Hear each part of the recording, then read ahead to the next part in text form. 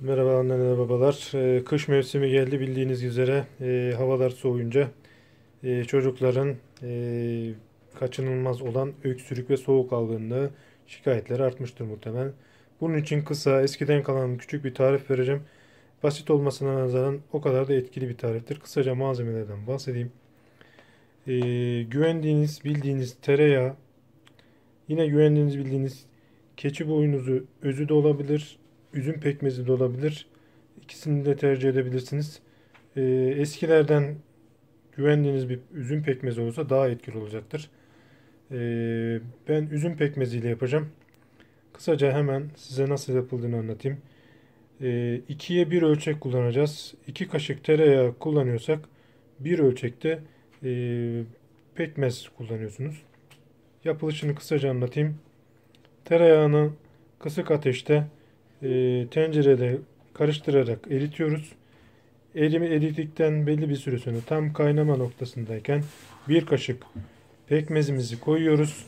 Bir müddet daha karıştırdıktan sonra karışımımız hazır oluyor.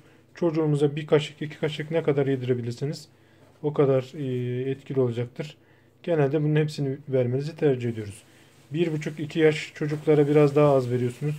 4-5 yaşa tamamını verebilirsiniz. Çocuğunuzun yaşına göre ayarlamasını yaparsınız.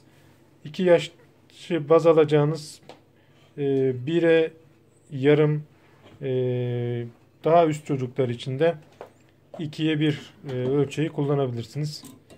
İlkokul çağındaki çocuklarda bu öksürük çok sıkça gördüğüm şey bu havalarda. Bunu kullandığınız zaman muhtemelen bunun şifasını göreceksiniz.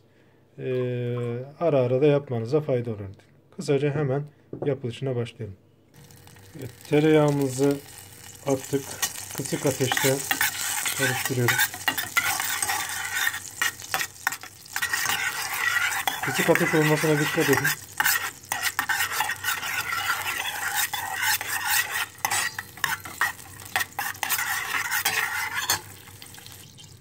Evet, tereyağımız gördüğünüz üzere eridi.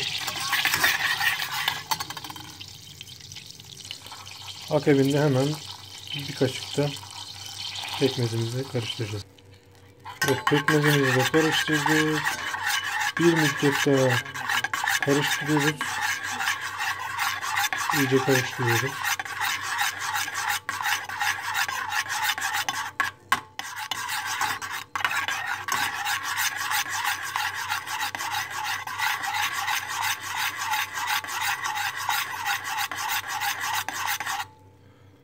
Hafif böyle köpükler çıkmaya başladığı an tamamdır. Ateşinden kapatıyoruz. Bir müddet bekleyip ısısı birazcık geçmesi lazım çünkü sıcak olur. Daha sonra ılıdıktan sonra hafif ılık sıcak arası çocuğumuza verebiliriz. Burada yaş önemli. 1-2 yaş böyle tatlı kaşığından başlayıp yaş ilerledikçe 4-5 yaşa da bir kaşık, 4 yaş yaşına yükseldikçe 3 kaşık falan çıkıyor zaten. 3 kaşık verebilirsiniz.